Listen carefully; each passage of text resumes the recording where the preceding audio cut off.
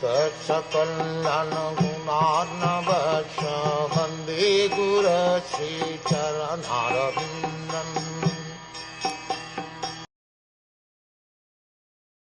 I have thus explained to you the gross material, gigantic conception of the personality of Godhead.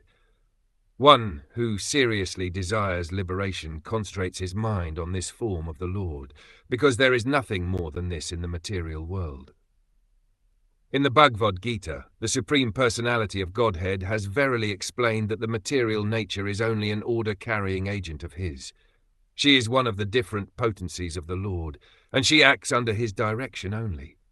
As the Supreme Transcendental Lord, He simply casts a glance over the material principle, and thus the agitation of matter begins, and the resultant actions are manifested one after another by 6 kinds of gradual differentiations.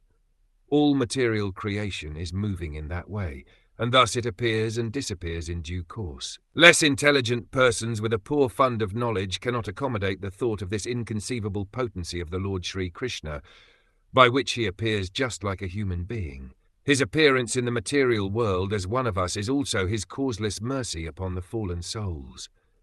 He is transcendental to all material conceptions, but by His unbounded mercy upon His pure devotees, He comes down and manifests Himself as the personality of Godhead.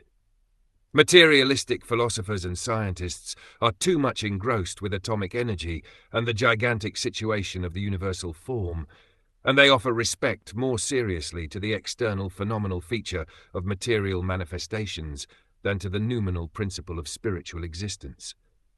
The transcendental form of the Lord is beyond the jurisdiction of such materialistic activities, and it is very difficult to conceive that the Lord can be simultaneously localized and all-pervasive, because the materialistic philosophers and scientists think of everything in terms of their own experience. Because they are unable to accept the personal feature of the Supreme Lord, the Lord is kind enough to demonstrate the Virat feature of His transcendental form, and herein Srila Shukdev Vami has vividly described this form of the Lord. He concludes that there is nothing beyond this gigantic feature of the Lord. None of the materialistic thoughtful men can go beyond this conception of the gigantic form.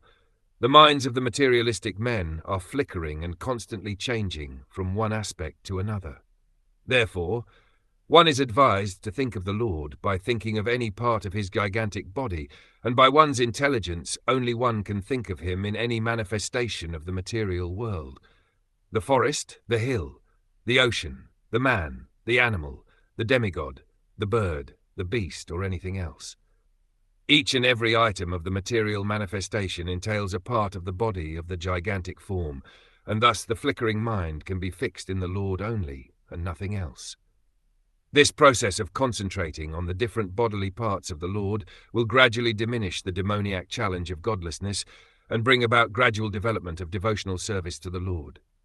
Everything being a part and parcel of the complete whole, the neophyte student will gradually realize the hymns of Ashopanishad, which state that the Supreme Lord is everywhere, and thus he will learn the art of not committing any offense to the body of the Lord.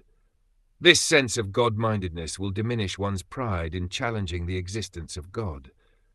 Thus one can learn to show respect to everything, for all things are parts and parcels of the Supreme Body.